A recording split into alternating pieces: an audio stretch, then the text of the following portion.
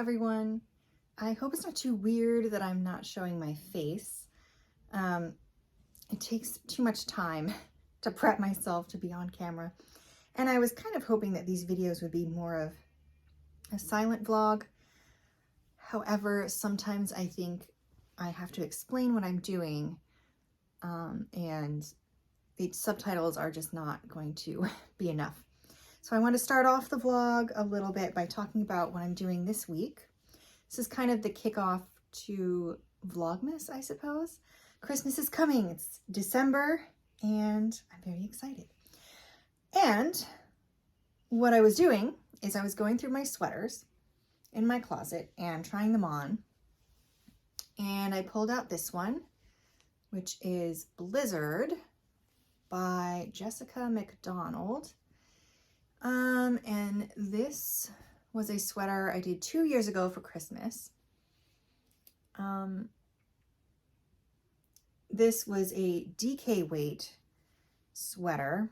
However, my gauge was off, and that is because the DK yarn I used was much more of a worsted weight. And the yarn I used was this.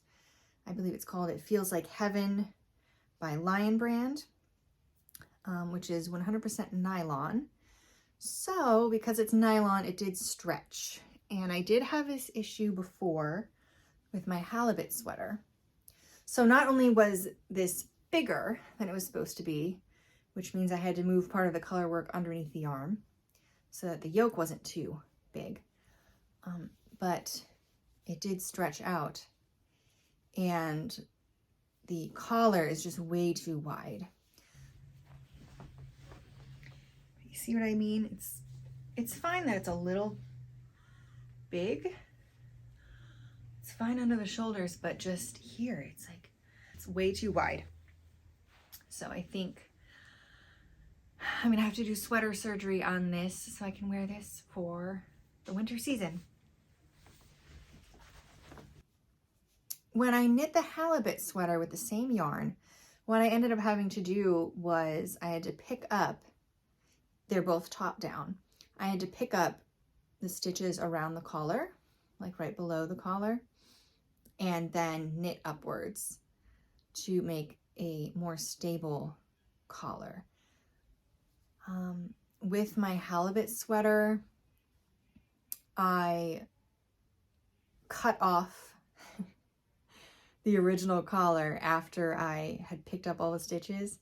And then I also did a crochet chain stitch around the inside in order to stabilize it.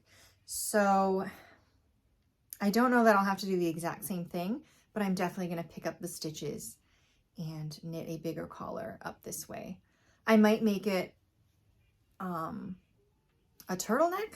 I might make it a crew neck, but it's got to be bigger than this because it's just too wide and uncomfortable, and I don't want to wear a sweater that makes my neck cold. So that's probably what I'm going to be doing this week. And then for my Folklore cardigan, I'll show you what I have. This is my main project for now, but I've reached the point where I can decrease for the armhole, and this is the left side. Yeah, this is the left side front panel. So I'm about to here right now. And I was feeling like this was too small last time I talked about it on camera. But after blocking it, I feel a little more confident that it's going to be a good size. It won't be super oversized or anything, but it'll be oversized enough to where I think I will like it. But anyway, if you can hear the baby monitor, my son is awake from his nap. So I'm going to go and enjoy the rest of the vlog.